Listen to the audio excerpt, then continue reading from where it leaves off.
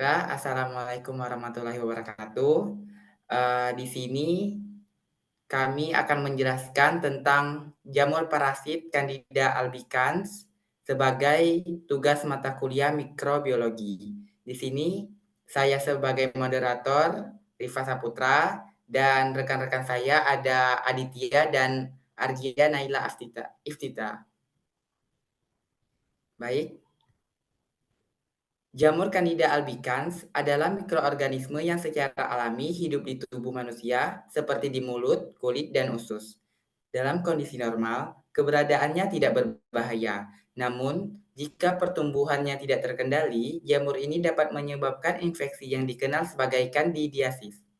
Candida albicans berasal dari lingkungan yang lembab dan hangat. Jamur ini dapat menyebar melalui kontak langsung dengan permukaan yang terkontaminasi atau melalui udara. Candida albicans dapat memparasitisme pada tubuh manusia dengan cara melekat pada permukaan sel. Candida albicans dapat melekat pada permukaan sel dan menghasilkan enzim yang dapat merusak jaringan. Kemudian, menghasilkan toksin. Candida albicans dapat menghasilkan toksin yang dapat merusak jaringan dan menyebabkan gejala penyakit. Selanjutnya, taksonomi jamur Candida albicans. Kingdom Fungi, Phylum Ascomycota, Subphylum Saccharomycotina, kelas Saccharomycetes, ordo Saccharomycetales, famili Saccharomycetaceae, genus Candida, dan spesies Candida albicans. Morfologi, Candida albicans adalah jamur parasit yang termasuk dalam filum Ascomycota. Morfologinya dapat berubah-ubah tergantung pada kondisi lingkungan. Bentuk yes.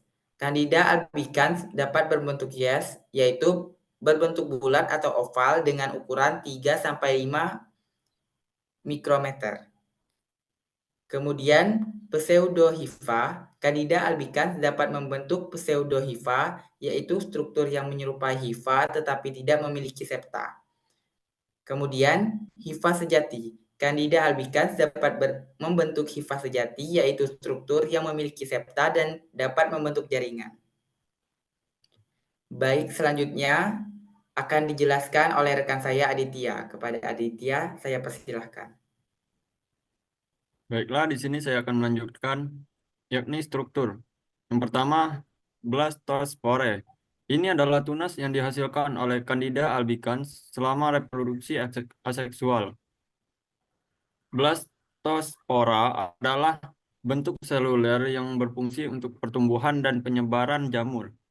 2. Chlamydospore. Struktur ini adalah spora istirahat, spora tahan, yang memiliki dinding tebal. Chlamydospora terbentuk dalam kondisi lingkungan yang tidak mendukung, membantu Candida albicans bertahan hidup hingga kondisi kembali kondusif. 3. Pseudohipae. Ini adalah struktur seperti hipa yang terbentuk oleh deretan blastospora yang memanjang, namun tidak seperti hipa sejati.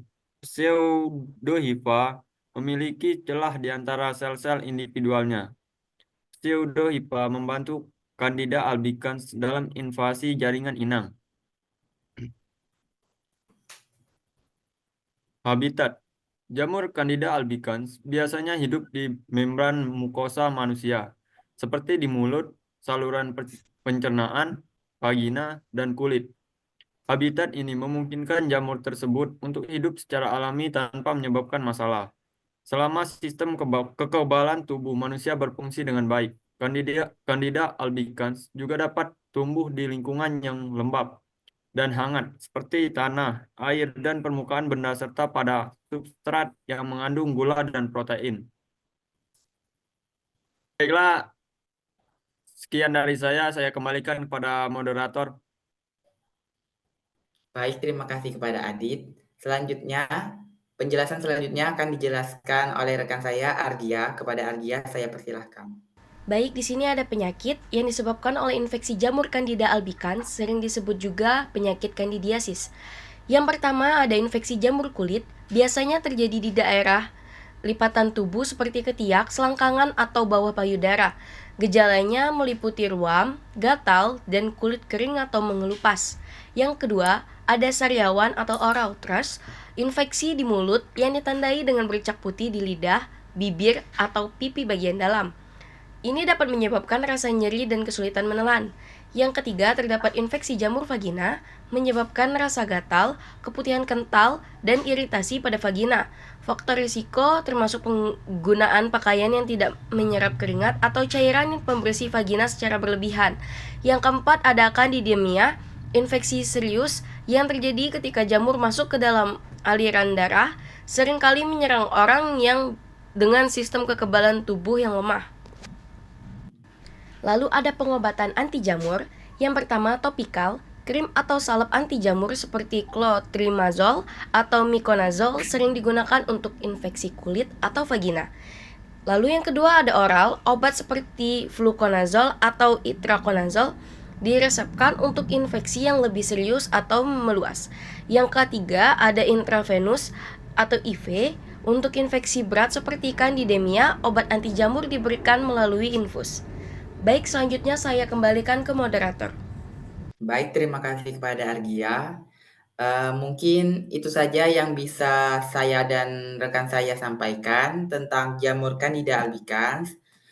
Lebih kurangnya kami mohon maaf. Kami akhiri wabillahi taufiq wal hidayah. Wassalamualaikum warahmatullahi wabarakatuh.